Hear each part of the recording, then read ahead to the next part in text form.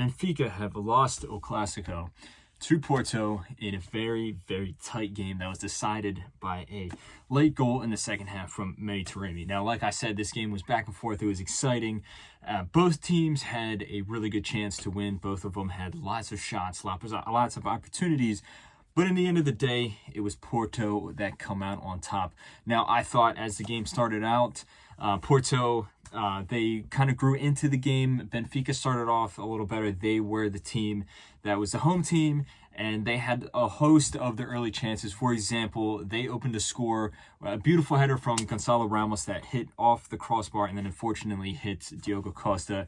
Counts as an own goal there. And then I thought Benfica were playing good. They were able to force Porto into a lot of mistakes. Porto was, fumbling the ball around the back and things like that. And Porto had some really good chances, but right before the half ended, a really good move from Porto led to a nice goal from Matheus Uribe, who was able to side foot the ball into the net. A very kind of slapstick finish from him. But from that moment on, I think that for whatever reason, that completely changed the game. And then Porto went on from that point to dominate the rest of the game. In fact, right as halftime ended, 30 seconds before halftime, the Benfica defense was completely out of sorts. There was a huge amount of space in between Otamendi and Antonio Silva. Galeno for Porto got the ball and then had a really low foot, curled side foot finish into the bottom corner. And then in the blink of an eye, it was 2-1 to Porto. Now, this goal was chalked off for being offside. Now, of course, I'm a little biased towards Benfica, so I have no problem with it being called off for offside. But if you look at the replay, to be honest, it didn't really look offside.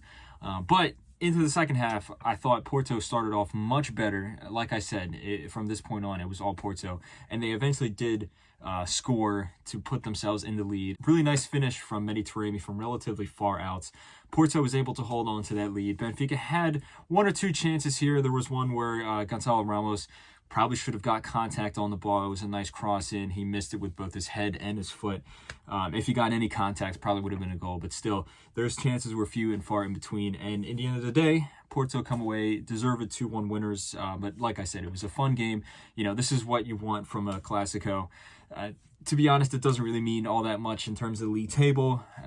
Benfica pretty much guaranteed to win the league. Porto pretty much guaranteed to be in second place and Champions League qualification for next season. So let me know what you guys think. Do you think that Benfica deserved to win? Do you think that that goal from Galeno should have stood? Do you think it was actually offside or not? And let me know in general what you think of the Portuguese league. It's not a league that gets a lot of attention, not a lot of media attention. But personally, I think it is a very fun league to watch, especially the teams Benfica, Porto, and Sporting, and Braga as well have been pretty good this season. So